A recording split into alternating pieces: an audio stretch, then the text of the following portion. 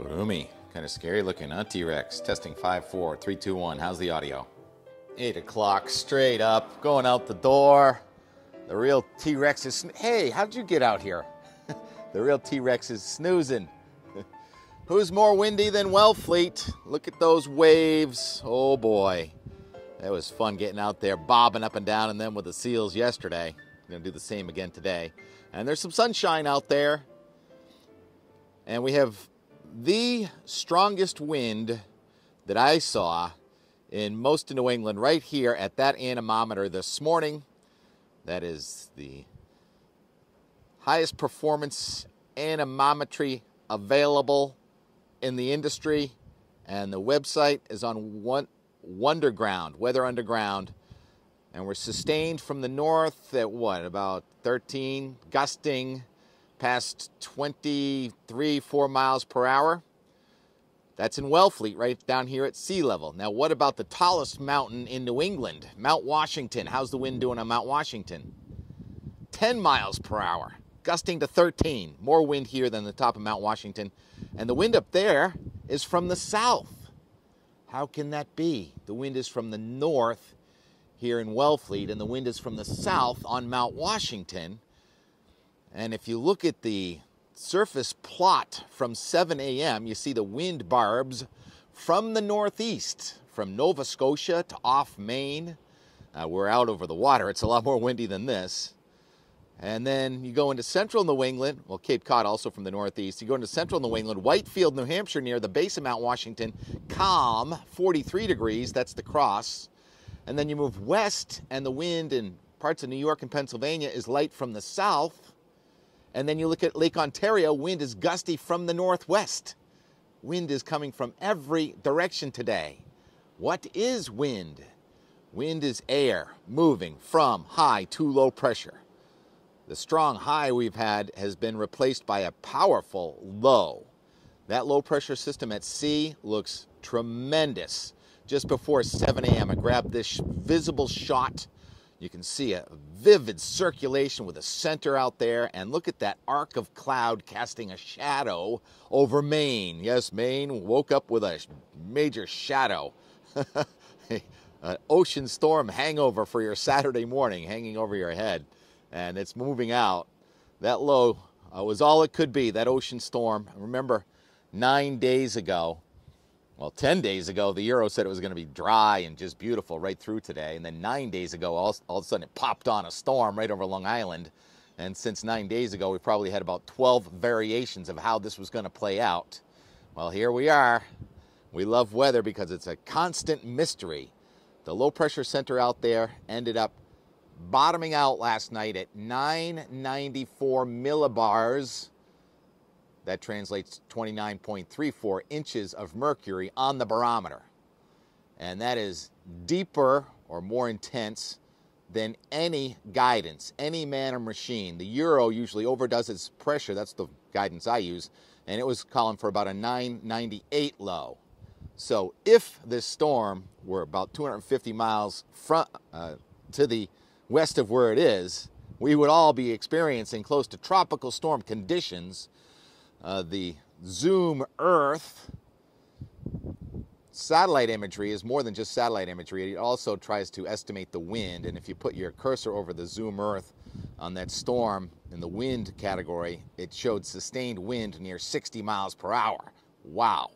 On the northeast side of the center of that storm. Now, there are a couple of buoys out there, not many. And I did find one buoy there, the East Nova Scotia slope, that was sustained at one point just over 30 knots, gusting close to 40 knots. So not quite tropical storm criteria, but we don't, if this was a tropical storm, believe me, there'd be planes going through there and probably classifying it as about a 45 mile an hour tropical storm if it were warm core.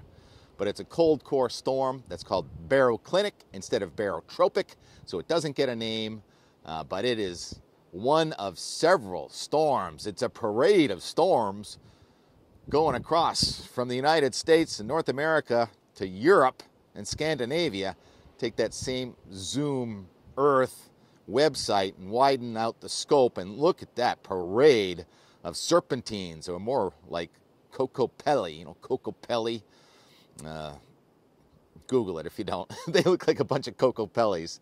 Oh yeah, and thank you, Chuck Stockdale, for Googling the chirps of the crickets and the formula. I didn't memorize it though, but I get great feedback from the comments, and while I'm thinking of that, thank you, Barbara Prue, for watching every day, and Paul, congratulations on your 89th recently, as we're in birthday mode lately, and today, niece Tracy, 1997. Happy birthday, Tracy.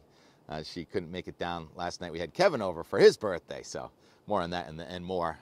And look at the ocean. High surf advisory, rip currents continue today. Wow, the wind is just diminishing right before my very eyes. You know, on that same weather map, I won't show it again, but over at Wellfleet Harbor, it's pretty much calm right now. So why the different wind directions and speeds? Well, you have competing low pressure centers. We've been talking about this a lot. The counterclockwise circulation of the low pressure out over the ocean has the wind from the north, and the counterclockwise circulation of the low pressure going across Lake Ontario has a wind from the south. So right in between, that's where you get some calm air. And so at the beaches here today, we're going to keep the waves, but at one point it's going to go to about calm air and then pick up a little from the south as the front comes through here. And this is a front that did produce some severe weather yesterday, especially near Pittsburgh, Pennsylvania. There were reports of trees down and strong thunderstorms. But the air over New England is pretty dry despite what you see here. The dew point also on all that data is in the 60s, and the temperature's in the 60s. We get this ocean cloud, which I think is going to thin out again today. So increasing clouds in western New England, decreasing clouds here in eastern New England. And this front, when it comes through, we can check that out on the HRRR.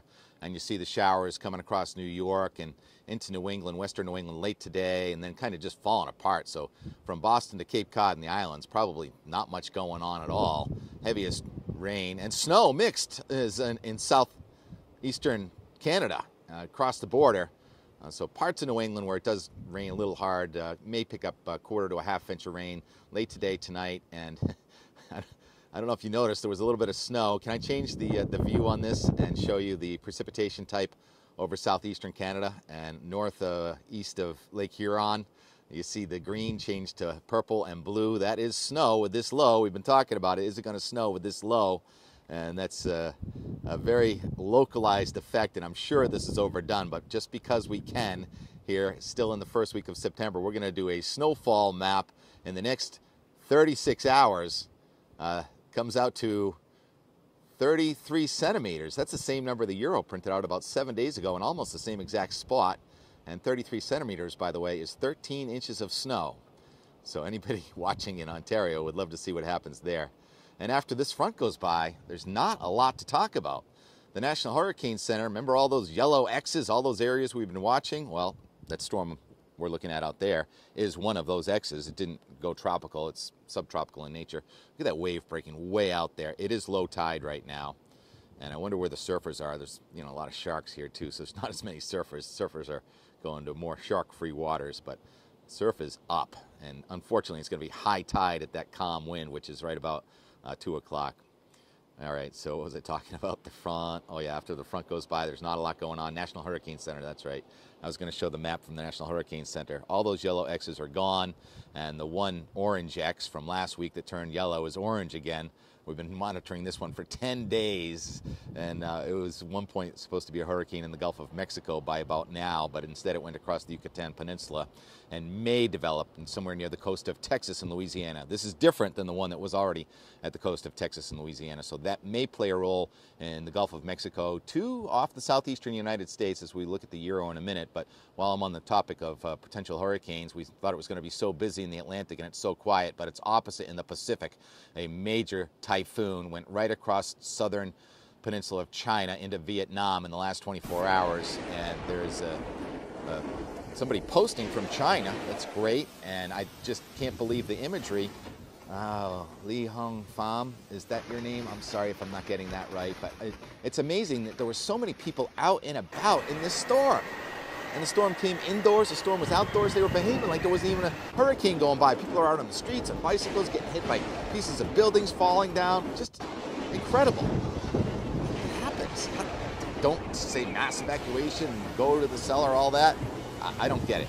Anyhow, hopefully people over there in South China are doing okay. And in Vietnam, there's also imagery of a tourist boat, it was called, going capsizing. I hope it was unoccupied at that point. So terrible storm on the other side of the world, and we have this just majestic storm going by. There are the clouds moving from left to right. Now up in the sky, the air is coming from the opposite direction, so that's just fascinating. All right, it's 10 minutes in. The Euro going forward. This upper level low, it doesn't really show the snow. Kicking out of here pretty quickly. The front goes by tonight. Now here comes high pressure, which incidentally, I'm not going to show it now, but it was record cold this morning in Minnesota and Wisconsin. Temperatures were in the upper 20s and low 30s near Ely, is the Ely, Minnesota.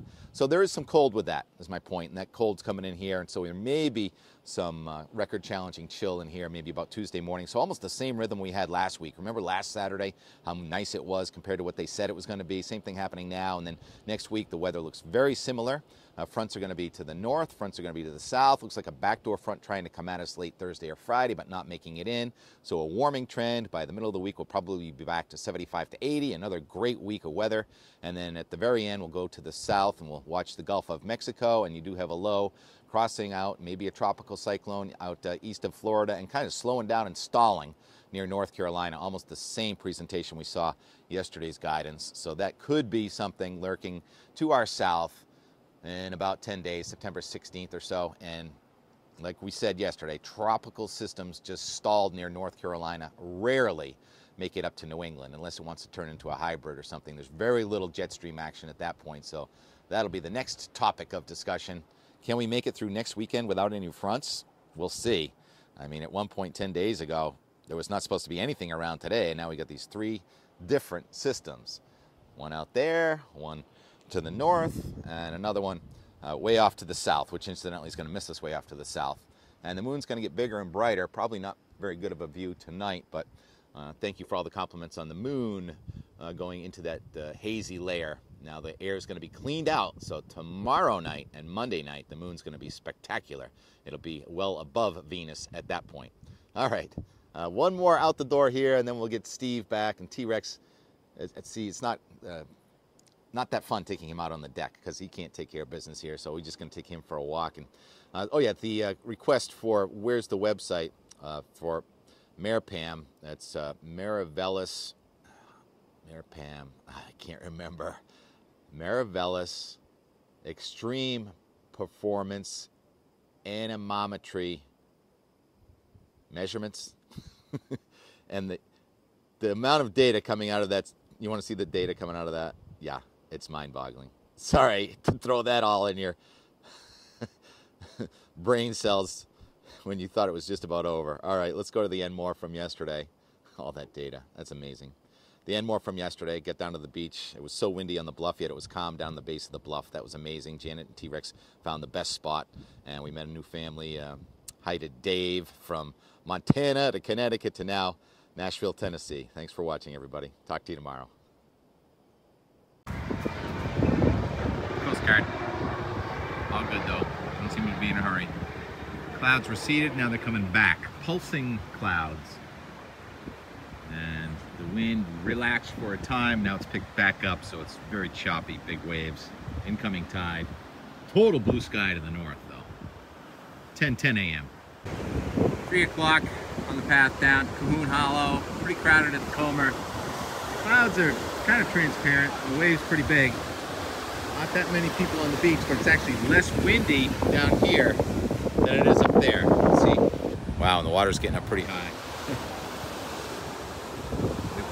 The umbrellas aren't really moving down here, whereas up at the top it's like 15.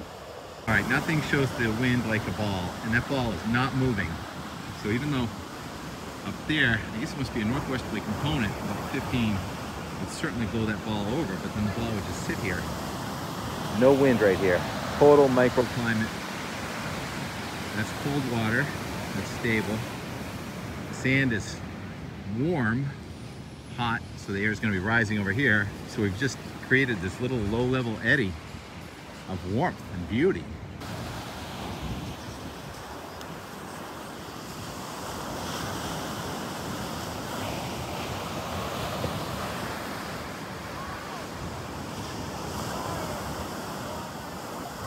Ball's moving.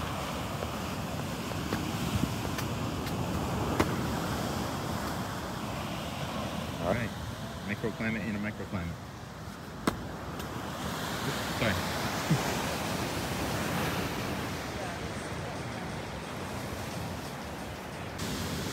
3, 2, 1.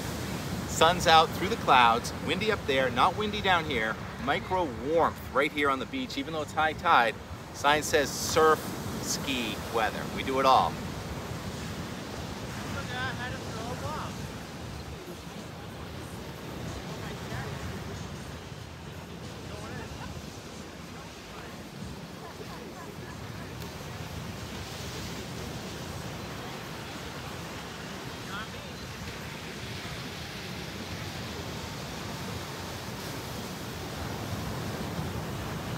The tide is ripping to the north. The seals are probably swimming toward the south, not that quickly. And I just met Dave from Tennessee. He's the owner of the family, the beach ball. So we're talking weather, and waves, and where those seals going.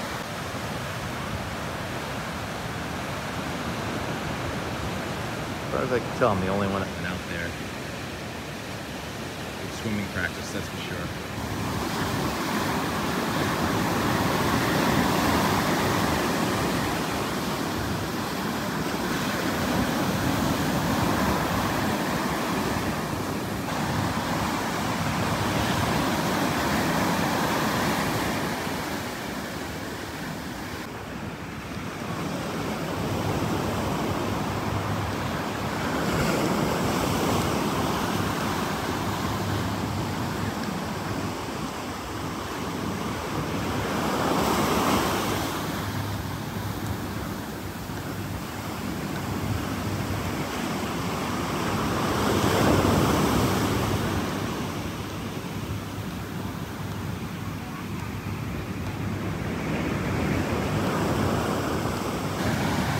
About 4 o'clock, some rough seas out there, and that halo phenomena has gotten better, more brilliant. You can see the refraction of the sunlight off the ice crystals up 22-degree arc.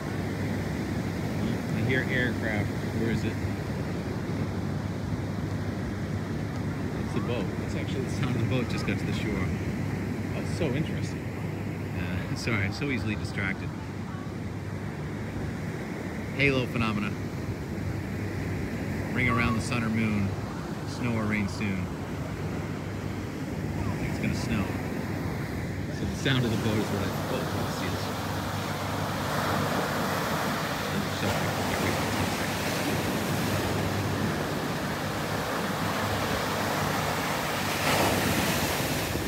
That's what I was doing.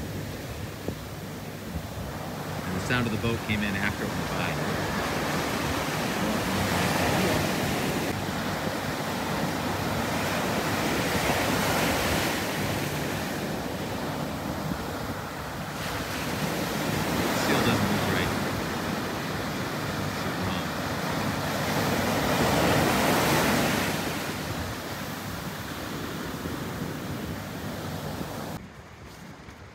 Beauty of the bluffs, as you can see, multiple sunsets. Here's one just past 4 p.m. and if we just take a little hike, we can watch another one and another one and another one. More and more and more.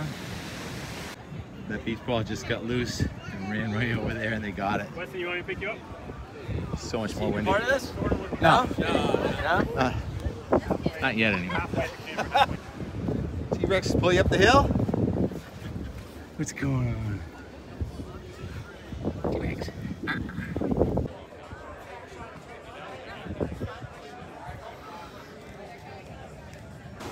Alright. Seen some lazy seals, seriously. Just laying right there. And they're gone again.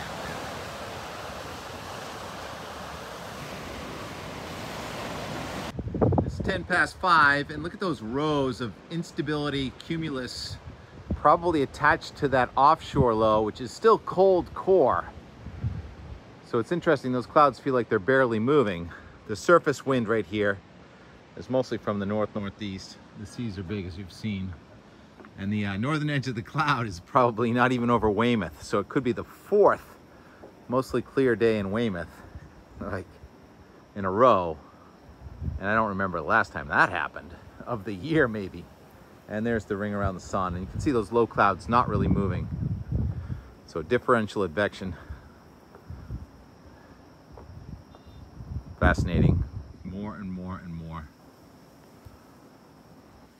I could talk forever about the different stability layers and moisture layers here, but got people coming. And it's Kevin's 60th. Kevin's right over here, being very patient, making videos. Of course he is.